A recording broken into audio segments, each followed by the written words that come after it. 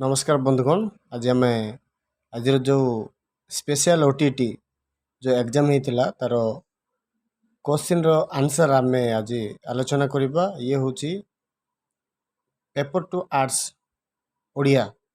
ठीक अच्छे देख डायरेक्ट आम आउ कि कथा न कहीकि आम स्टार्ट करवा। समाज और साहित्यर विचारक किए जदि आम यार सामराइज जदि भलसे पढ़ा ताहले समाज हूँ समय हूँ समाज और साहित्यर विचारक। देखो प्रथम ही आंसर अच्छी समाज और साहित्यर विचारक हूँ समय। ठीक अच्छे बी नंबरटा हम आउ 32 रहा सूत्रधर परी समर निर्देशर क्यों माने परिचालित होता। यार सठिक आंसर है व्यक्ति समाज व साहित्य। 33 नंबर है कौन न आसिले समर ज्ञान आसी न थाए। यार सठिक नंबर है ए परिवर्तन। चलते आम 34 नंबर को जीवा। मनीष समाजर जंत्री किए ये हूँ लेखक। यार सठिक नंबर है डी। सामाजिक विप्लव कहीं बाधा प्राप्त होता है। यार सठिक नंबर है मूल्यबोध को प्रतिष्ठा कर आशा न रखिले ये हम सी। ठीक अच्छे 38 को जीवा। जीवनर सद्गति पाई क्यों दुईटी लड़ा ये हूँ काव्यर शाश्वत व सजन संगति। नेक्स्ट को जीवा। ये हूँ निर्मल आनंद क्योंठारे मिलता है ये हूँ सत्संग मिलता है। फूलर स्पर्श किए मुक्ति पाए। यार सठिक आंसर है डी कीट। स्वजनर यथार्थ परिचय क्योंठारे मिलता है। यार सठिक आंसर नाम है विपद बेले अन्य एक प्राण देवा कार्य ए नंबर हम। ठीक अच्छे 40 नंबर चलो जीवा। कवितार क्या उद्धारण नौका बोली कह जाए। यार सठिक नंबर है सजन संगति को। ठीक अच्छे 41 नंबर है तुम्हें गाँ को जीवा तुम्हें गाँ को जीव रेखांकित पदटी क्यों प्रकार ये सठिक आंसर है यह व्यक्तिवाचक। ठीक अच्छे पद। तापर है 42 पूजा पाई फूल वो फल आणिब एठारे वो एटा हूँ कंजक्शन। ठीक अच्छे यार ओडिया है संयोजक अव्यय। ठीक अच्छे यार 42 प्रॉपर आंसर है ए। तापर जीवा 43 क्योंटी मिश्र क्रिया एटा हूँ दर्शन कर दर्शन गोटे क्रिया आ कर गोटे क्रिया तेणु या दर्शन क्रिया बोली कह जाऊँगी।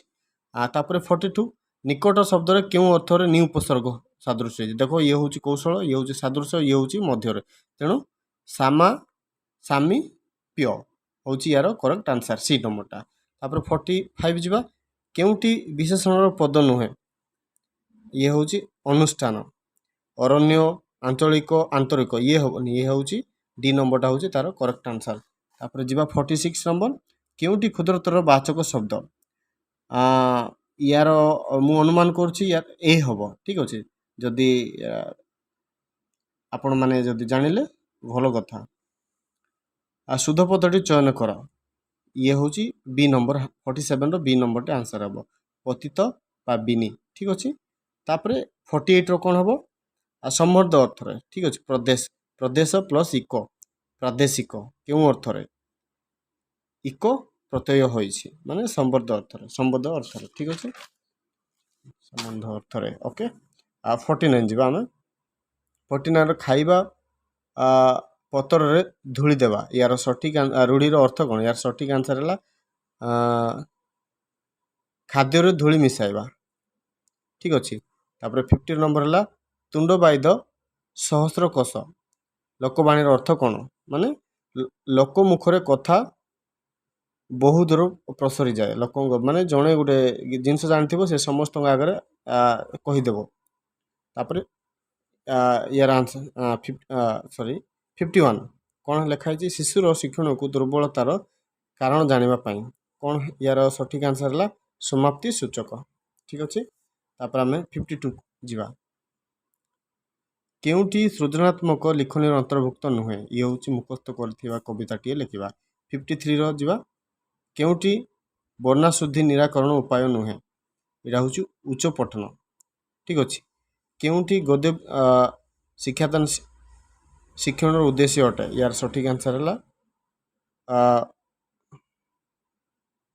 ଉପଯୁକ୍ତ ସମସ୍ତ। ଓକେ, ତାପରେ ହେଲା ଏପଟେ ଯିବା 55ର ଶିକ୍ଷାର୍ଥୀମାନେ ଅତିରିକ୍ତ ସାହିତ୍ୟ କାହିଁକି ପଢ଼ିବେ? ୟାର ଆନ୍ସର୍ ମୋତେ ଡାଉଟ୍ ଅଛି। ଠିକ୍ ଅଛି, ୟାର ଆନ୍ସର୍ ବୋଧେ ହେଇପାରେ କଳ୍ପନା ଶକ୍ତିର ଅଭିବୃଦ୍ଧି ହେବ କି ଆଉ କ'ଣ। ଦେଖନ୍ତୁ ଆପଣ କେଉଁ ଗୋଟେ ରେଫରେନ୍ସ ବା OSSTT ବହି ଥିଲେ ଆପଣ ଖୋଜିକି ତା'ର ଆନ୍ସର୍ ପାଇପାରିବେ। ମୁଁ ଏଇଟା ଡାଉଟ୍ରେ ଅଛି। ଲିପି ଲିଖନୀ ପାଇଁ କେଉଁ ପଦ୍ଧତି ଅନୁସରଣ କରାଯାଏ? ଲିପି ଲିଖନୀ ପାଇଁ ସମସ୍ତ ପଦ୍ଧତି ଅବଲମ୍ବନ କରାଯାଏ। ଠିକ୍ ଅଛି, ତେଣୁ ଡି ନମ୍ବର ହେବ ୟାର ଆନ୍ସର୍। ତାପରେ ନିମ୍ନସ୍ଥ କେଉଁଟି ଏକ ପ୍ରକାର ଅନୌପଚାରିକ ପତ୍ର ଅଟେ? ଦରଖାସ୍ତ ହେଉଛି ଦରଖାସ୍ତ। ତାପରେ ହେଲା 58 କ'ଣ ଅଛି? ବର୍ଷା ଋତୁ ବିଷୟରେ ରଚନା ଲେଖିବାର କେଉଁଟି ହେଲା ଉପଯୁକ୍ତ ସମସ୍ତ ହେଲା। ୟାର ଆନ୍ସର୍ ହେଲା ଡି। 59ର କ'ଣ ହେଲା? ଦୀର୍ଘ ଉତ୍ତରମୂଳକ ହେବ ୟାର। ଶିକ୍ଷାର୍ଥୀ ନିଜର ମନୋଭାବକୁ ଉପଯୁକ୍ତ ଭାବରେ ପ୍ରକାଶ କରିପାରୁଛି କି ନାହିଁ ପରୀକ୍ଷା କରିବା ପାଇଁ କେଉଁ ପ୍ରକାର ପ୍ରଶ୍ନ କରାଯାଏ? ନା ଗୋଟେ ଷ୍ଟୁଡେଣ୍ଟ ସିଏ ଗୋଟେ ନିଜର ମନର ଭାବକୁ ସେ କେମିତି କ'ଣ ପ୍ରକାଶ କରୁଛି। ଓକେ, ତେଣୁ ତା'ର ପ୍ରପର୍ ଆନ୍ସର୍ ହେଉଛି ଦୀର୍ଘ ଉତ୍ତରମୂଳକ ହେବ। କ'ଣ ଲେଖା ହେଇଛି? ଶିକ୍ଷାର୍ଥୀ ନିଜର ମନୋଭାବକୁ ଉପଯୁକ୍ତ ଭାବେ ପ୍ରକାଶ କରିପାରୁଛି କି ନାହିଁ। ଯଦି ତାକୁ ପରୀକ୍ଷା କରିବା ପାଇଁ ଦେବା ତାହେଲେ କି ପ୍ରକାର ପ୍ରଶ୍ନ ହେବ? ଦୀର୍ଘ ଉତ୍ତରମୂଳକ ପ୍ରଶ୍ନ ହେବ। ଠିକ୍ ଅଛି, 60 ନେବ। ନିମ୍ନସ୍ଥ କେଉଁଟି ଉତ୍ତମ ହସ୍ତାକ୍ଷର ଲିଖନର ଏକ ଲକ୍ଷଣ ଅଟେ? ଏହା ହେଉଛି ଉପଯୁକ୍ତ ସମସ୍ତ। ଏ ସମସ୍ତ ହେବ ନା ଆମେ ଯଦି ହସ୍ତାକ୍ଷର ଲେଖିବା ଆମ ଧାଡ଼ି ଗୁଡ଼ିକ ସିଧା ସିଧା ହେବ। ଓକେ, ତାପରେ କ'ଣ ହେବ? ଲିଖନର ଗତି କ୍ରମଶଃ ବୃଦ୍ଧି ପାଇବ। ଅକ୍ଷର ଗୁଡ଼ିକ ନିର୍ଭୁଲ କରି ଲେଖିବାର ଅଭ୍ୟାସ ମଧ୍ୟ ହେବ। ତେଣୁ ୟାର ସଠିକ୍ ଆନ୍ସର୍ ହେଲା ଡି। ତ ବନ୍ଧୁଗଣ, ଆଜି ଆମେ କ'ଣ କରୁଛୁ? ଓଡ଼ିଆ ଆଲୋଚନା କରୁଛୁ। ଠିକ୍ ଅଛି, ଏହା ହେଉଛି ପେପର୍ 2ର ଓଡ଼ିଆ ସବଜେକ୍ଟ ଆର୍ଟ୍ସର। Okay, bye.